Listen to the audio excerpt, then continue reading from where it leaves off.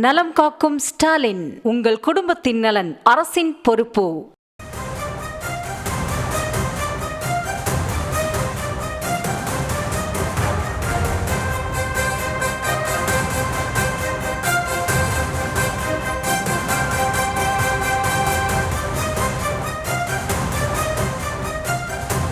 தமிழக மக்களுக்கு திமுக துரோகம் செய்துவிட்டது என்று பாமக தலைவர் அன்புமணி குற்றச்சாட்டை முன்வைத்திருக்கிறார். விவரங்களோடு இணைகிறார் எமது செய்தியாளர் ராஜேஷ். பாமக தலைவர் அன்புமணி என்னென்னவெல்லாம் தெரிவித்திருக்கிறார்? அவருடைய இந்த குற்றச்சாட்டிற்கான காரணம் என்ன?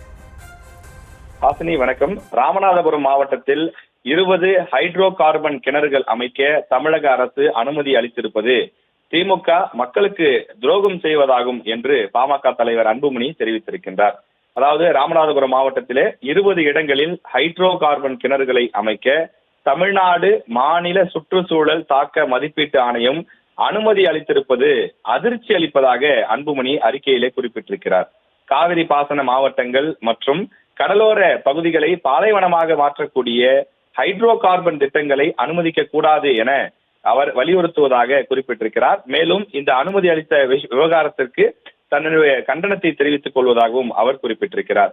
மேலும் இந்த விஷயத்தை பொறுத்தவரையிலே ஹைட்ரோ கார்பன் கிணறுகள் அமைக்கக்கூடிய திட்டத்திற்கு அனுமதியை திரும்ப பெற வேண்டும் எனவும் மாநில சுற்றுச்சூழல் தாக்க மதிப்பீட்டு ஆணையத்தை தமிழக அரசு வலியுறுத்த வேண்டும் எனவும் பாமக சார்பில் கேட்டுக்கொள்வதாக அவர் குறிப்பிட்டிருக்கிறார். அது மட்டுமின்றி தஞ்சாவூர், திருவாரூர், நாகப்பட்டினம், மயிலாடுதுறை, கடலூர், அரியலூர், திருச்சி, கரூர், புதுக்கோட்டை, ராமநாதபுரம் ஆகிய 10 வருவாய் மாவட்டங்களை முழுமையாக உள்ளடக்கிய அந்த காவிரி பாதுகாப்பு வேளாண் மண்டலத்தை விரிவுபடுத்த வேண்டும் எனவும் தமிழக அரசை கேட்டுக்கொள்வதாக அவர் குறிப்பிட்டிருக்கிறார். ஏற்கனவே 2010ஆம் ஆண்டிலிருந்தே இது போன்று மீத்தேன், ஹைட்ரோ கார்பன் திட்டங்கள் வாயிலாக தொடர்ந்து காவிரி பாசன மாவட்டங்கள் பாலைவனமாக மாற்றக்கூடிய முயற்சிகள் நடைபெற்று வருவதாகவும் அதன் பிறகு கொண்டு வரப்பட்ட சட்டத்தின் காரணமாக சில மாவட்டங்கள் பாதுகாக்கப்பட்டுள்ளது.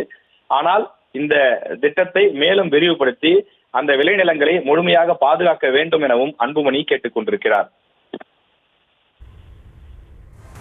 நலம் காக்கும் ஸ்டாலின், உங்கள் குடும்பத்தின் நலன் அரசின் பொறுப்பு.